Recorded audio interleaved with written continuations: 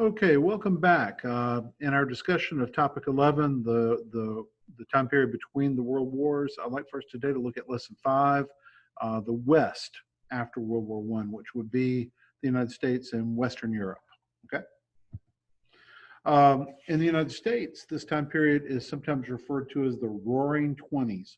It is a transitional time period. A lot of people wanted to kind of get back to the way that things were before. Um, they wanted to get back to making money and not have to worry about reforms, not worry about being involved with the world. But they also rejected a lot of the older things that people had before, the Victorian area ideas. And sometimes the writers and thinkers of this time period are called the lost generation. So this is a period that at least superficially was one of prosperity, one of invention. It's the jazz age and the flappers. The women are getting a lot more freedom, not only socially by being able to go out and smoke and drink and do what they want to do, but they also are now able to vote because of the 19th Amendment. Lots of labor saving devices are being introduced and lots of leisure time activities. So this is changing how people use their time. This is also the time when we outlawed the sale and use of alcohol under the 18th Amendment, prohibition. And it also is also a period where there's some pretty intense religious conflict going on, religious fundamentalism, people who want to go back to the old way of doing things versus more of a modern approach to religion. This is a period when the sciences sort of have a boom, a flowering. The Curies with their work with radioactivity, Albert Einstein with his theory of relativity, which, you know, it's kind of hard to explain, but it deals with space and time and how gravity impacts those things. Enrico Fermi and Robert Oppenheimer with their use with atomic energy, which ultimately is going to lead to the atomic bomb. Alexander Fleming discovering antibiotics with penicillin, and Sigmund Freud developing the idea of psychoanalysis. A psychiatrist is a person who deals with the diseases of the mind. A psychiatrist is going to be a medical doctor, just like a cardiologist or podiatrist are medical doctors. We've already mentioned that a lot of the writers in this time period were called the lost generation.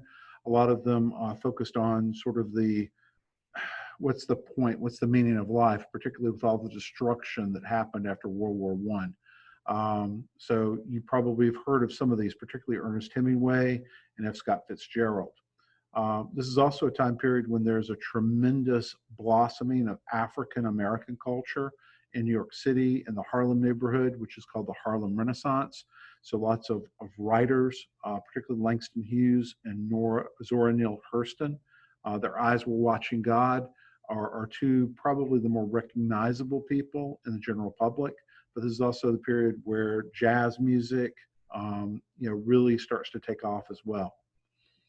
Lots of different artistic movements, largely a rejection of the older ways of looking at things, particularly with romanticism and realism.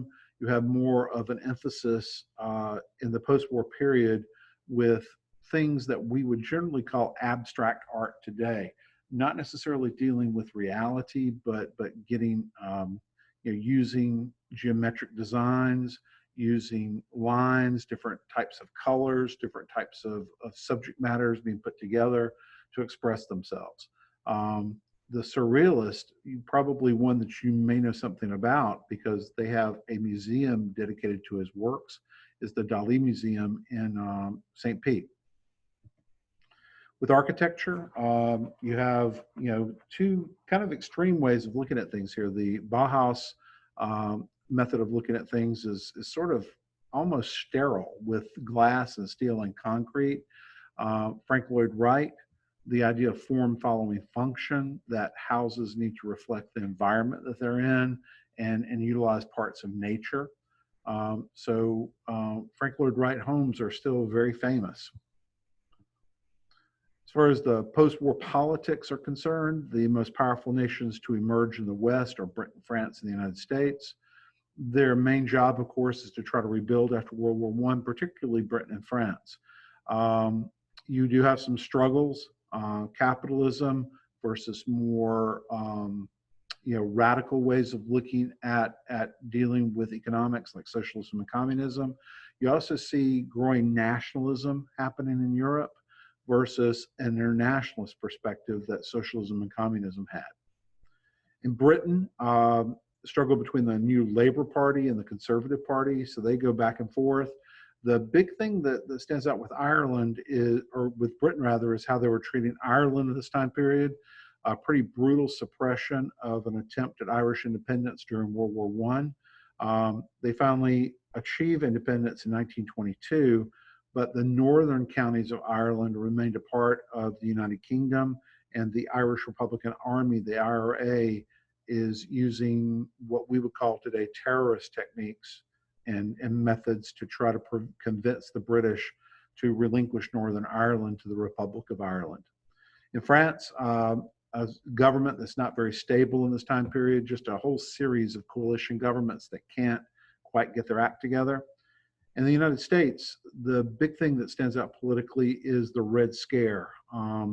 We were very afraid of radical notions and ideas in the 1910s, right after the war. And so people who were radicals, particularly people who were suspected of being Bolsheviks or communists, were rounded up and in some cases actually deported from the country.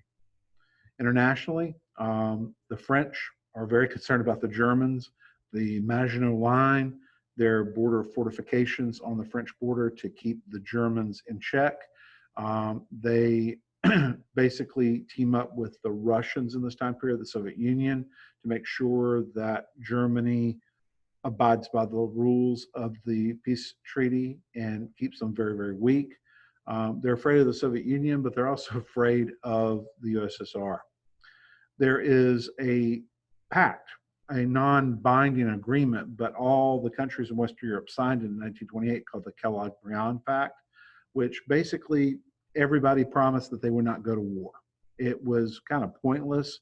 Ultimately, World War II showed just how ineffective this was, but there still was this desire for peace.